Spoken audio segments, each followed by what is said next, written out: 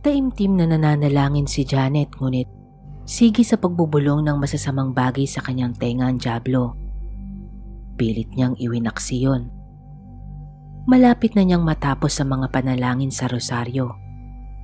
Hindi niya pinapansin ang mga pang-aakit ng kampo ng dilim sa kanya. Nariyang gayahin nito ang tinig ng nobyo niyang si Vergel at tawagin siya ng paulit-ulit. Janet, Janet, halika rito sa labas. May ibibigay ako sa'yo. Tinig iyon ni Vergel. Ngunit alam niyang hindi iyon ang kanyang nobyo. Mariin niyang pinikit ang mga mata at nagsimulang manalangin. Ama po, Santa Maria ang Hari, Ina ng Awa, Ikaw ang kabuhayan at katamisan. Ikaw nga po ang tinatawag namin, pinapanaw na taong anak ni Eva. Naputol ang kanyang panalangin nang umihip ang malakas na hangin at may magliparang insekto. May isang pumasok sa bibig niya. Napaubo siya at iniluwa iyon. May dugo yun at nang dumura siya ay puro dugo ang kanyang inilabas. Nadama niya ang sakit ng kanyang dila. Kinagat yata siya ng insekto. Ngunit kahit na may iniindang sakit ay muli niyang itinuloy ang kanyang panalangin. Ikaw rin ang pinagbubuntong hininga namin ng aming pagtangis din sa lupang bayang kahapis-hapis. Ay aba, pinipinta kasi. Napailag siya nang tumilapon ng gasera sa kanya. Tumama iyon sa kanyang braso at tumapon ng gaas.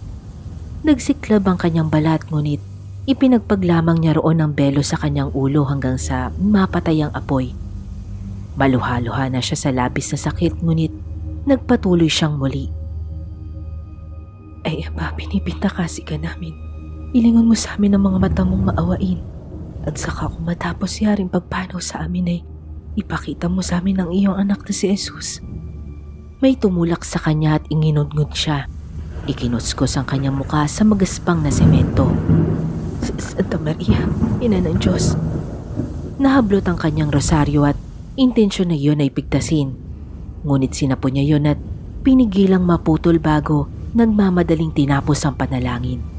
Maawain, maalam at matamis na Birhen. Bago siya ay nag-antanda. Kapag karakay, tumigil ang malakas na hangin at mga pambubugbog sa kanya. Napatihaya na lang si Janet at hinihingal na inilapat sa dibdib ang rosaryo. Noon pumasok sa silid ang ama niyang si Mang Rosauro. Mahusay anak. Sa palagay ko ay handa ka na. Napangiti siya at bumangon. Salamat, Itay. Sinasanay ni Mang Rosauro ang nag-iisang anak bilang isang kasador. Isang mandirigma ng mga masasamang espiritu, aswang, multo at kung ano-ano pang sumisira ng kapayapaan ng mundo na hindi nasaklaw ng mga pangkaraniwang tao. Isa sa mga pinakamahigpit na pagsasanay ay ang pagkakaroon ng dalisay na pananampalataya sa Panginoon. Kapag ang isang kasador ay may malakas sa pananalig sa Diyos, hinding-hindi siya malilinlang ng kalaban. At naipasa na iyon ni Janet. Hindi siya nagawang guluhin ng demonyo kahit na ano pa ang ginawa nitong pamamaraan. Kahit pa nang gayahin nito ang tinig ni Vergel. Kumustang pagsasanay? Tanong ni Vergel habang papauwi sila galing sa trabaho. Pareho silang pumapasok sa pabrika sa bayan. Ayun, naipasa ko naman. Ang sabi ni Itay, handa na raw ako. Tumango si Vergel. Delikado rin ang ginagawa ni Mang Rosauro. Hindi magtatagal. Ikaw na ang gagawa nun.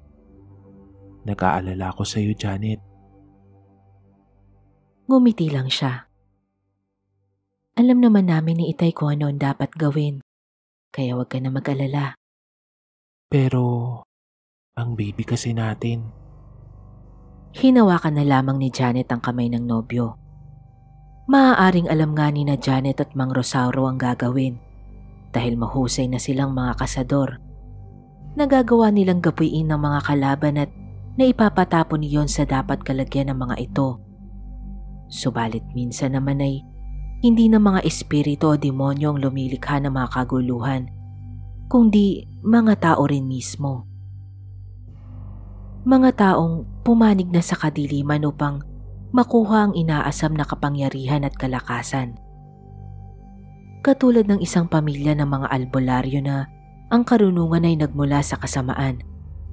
Nagpapagaling ang mga ito ng may sakit, ngunit ang sakit na yun ay sa mga ito rin naman ang gagaling. Natuklasan niyon ni Mang Rosauro at gumawa ng paraan upang matigil ang kabuktotang iyon. Natalo ang mga ito ngunit sumumpang babawi. Dumating ang araw na sinasabing pagbawi ng may isang binata ang lumapit kay Mang Rosauro upang di umano ay magpagamot. Ayon sa binata ay may demonyong gumugulo rito. Paulit-ulit daw na sumasanib ang demonyo at pinahihirapan ng binata. Ano nga ulit ang pangalan mo, iho? Kunot noong tanong ni Mang Rosauro. Samuel po. Tugon naman ng lalaking malalagkit ang tingin kay Janet na noon ay naghihintay lamang sa iuutos ng ama. Noon ay 8 buwan na ang tiyan ng dalaga at hindi na ito gaanong sumasama sa mga panggagamot ng ama bunga ng kondisyon. Nataon lamang na sinadya sila ni Samuel sa kanilang lugar upang magpagamot. Huminga ng malalim ang matanda at tinawag ang anak. Manggagamot din ang anak kong to. Kaya niyang makipagmano-mano sa mga demonyo at hindi siya basta nalilinlang. Talaga ho ba? Makahulugang tumingin ng lalaki kay Janet. Hindi na nito itinago ang kakaibang mga mata nito na maitim ang dapat sana ay puti at ang gitna ay guhit na pula. Tay, nawasak ang katawan ng binata at lumabas mula roon ang isang lalaking may malaki at maputlang katawan. May sungay na parang yaong sa barakong kambing. Paikot-ikot at napakalaki. May mga kulay itim na ugat sa kalbong ulo. May mga kakaibang ukit sa katawan. Ang baba, balikat at mga siko nito ay matulis na parang maliliit na sungay. Ngunit ang pang-ibabang katawan nito ay galamay ng isang maitim na pugita. Samael, ang prinsipe ng mga demonyo na siyang pinapanginoon ng pamilyang yon. Ani Mang Rosauro. Nangilabot si Janet. Iyon ang unang beses niyang makakita ng demonyo. Kadalasan ay puro paramdam lamang ang mga iyon. Pero ngayon, Huwag kang matakot, Janet. Ang pilak na rosaryo lamang ang kahinaan niya. Tumawag ka sa Diyos. muling sabi ni Mang Rosauro. Nakataas sa mga kamay nito. Ang isa ay may hawak na krus at ang isa ay may tanga na Biblia. Tinangka silang atakihin ni Samael, ngunit hindi sila nito malapitan. Malakas na nananalangin si Mang Rosauro ng isang dasal na nasa lengguaheng Latin. Inuulit ni Janet ang dasal ng kanyang ama habang nakasabit sa kanyang mga daliri ang pilak na rosaryo. Magkadikit ang kanyang mga hinlalaki, hintuturo at hinliliit. Habang ang gitnang daliri at palasingsingan ay nakabaloktot at magkadikit ang mga buol. Nananalangin din siya ngunit abot-abot ang kaba. Natatakot siya sa pwersang ipinapakita ni Samael. Napakalaki nito at halos magtumbahan ng mga puno na tinatamaan ng mga galamay nito. Janet! Huwag kang matakot! Manalig ka! Sigaw ni Mang Rosauro. Ngunit talagang tinalo na siya ng sindak. Ang nasa harapan niya ay isang tunay na mukha ng delubyo. Paano kung hindi nila matalo ang halimaw na to? Paano kung may masamang mangyari sa kanilang mag-ama? Sa kanyang anak? Kukunin ko ang anak mo, mandirigma. Ang sabi ng demonyo kay Mang Rosauro. Itay, kukunin niya ang baby ko! Itay! Sigaw ni Janet. Nilakasan ni Mang Rosauro ang panalangin. Ngunit dahil nilamon na ng takot si Janet, ay lumubay ang pagkakahawak nito sa rosaryo. Iyon ang hinihintay na pagkakataon ng demonyo. Umigkas ang isang galamay nito at nakapasok sa harang na ginawa ni Mang Rosauro. Tumama iyon sa mag-ama. Tumilapon si Janet at napahampas sa haligi ng kanilang bahay. Nag-aalala man sa kalagayan ng anak, ay pinili ni Mang Rosauro na patuloy na lumaban sa kampo ng dilim. Kinuha nito ang pilak na rosaryo at humarang sa pagitan ng anak nito at ng demonyo. Hawak ang isang tabak ay ipinulupot doon ng matanda ang rosaryo at muling gumawa ng pananggalang. Janet, tumakas ka na anak. Hindi makakibo si Janet. Hawak lamang ang kumikirot na balakang at pangiwi-ngiwi na dumakot ng putik. Kaya ko patay. Tumango si Mang Rosauro at dahan-dahang humakbang palapit sa demonyo. Patuloy naman sa paglalabas ng maitim na kapangyarihan si Samael. Namamatay ang mga puno at halaman na naaabot ng lakas nito. Nagsimulang magdasal si Mang Rosauro bago sinugod ang demonyo. Makailang ulit itong muntik-muntik ang abuti ng galamay at nang mapuluputan nga ay agad iyong tinapyas ng matanda. Mabilis na inihagis ni Janet ang ginawang bolang putik palapit sa naputol na galamay na unti-unting sinisibulan ng iba pang maliliit na galamay. Elemento ng lupa na may sagradong panalangin. Dinggin ang tawag ko. Incarceratus! Nagliwanag ang bolang putik at bumalot sa galamay na pumapasag-pasag. Nagpipilit makawala mula roon ang galamay at umatungal si Samael. Nang tumigas ang putik ay lumiit iyon at nagkaroon ng hugis ng figurang sumisigaw. Lalong nagwala si Samael, samantalang lalo namang nagpursigi si Mang Rosauro na pagtatapyasin ang mga galamay nito. Si Janet naman ay ipinagpatuloy ang pagbuo ng dinasalang bolang putik. Hindi niya pansin ang dugo na naglalandas na sa kanyang mga hita at binti. Incarceratus! Sigaw niya sa bawat bolang putik na inihahagi sa mga galamay. Hanggang sa maubos ang 8 galamay at tuluyang manghina ang demonyo. Hindi na ito nakatayo, bagkus ay nakalapat na lamang sa lupa ang mga kamay at siyang ginagamit upang magpalipat-lipat ng pwesto. Nagkalakas ng loob si Mang Rosauro na lalong lumapit dito at gupitin ang ulo ni Samael. Kinuha nito ang isa pang itak sa kaluban na nasa bewang at pinag-eki sa isa pang tabak. Matapang ka mandirigma. Nanggigigil na wika ni Samael. Ngunit hindi ako papayag na matalo ng mga hamak na tao lamang. Bigla nitong itinaas ang isang kamay at sinakal si Mang Rosauro. Itay! Nagupit ng matanda ang gatrosong braso ng demonyo ngunit nadaga na naman ito noon. Inihagis ni Janet ang 4 na bolang putik kay Samael. Incarceratus! Nang tumama iyon sa katawan ng demonyo ay nahati sa 4 ang katawan nito at hinigop ng liwanag. Maririnig ang sigaw ng demonyong pilit kumakawala sa mga rebultong unti-unting nabubuo.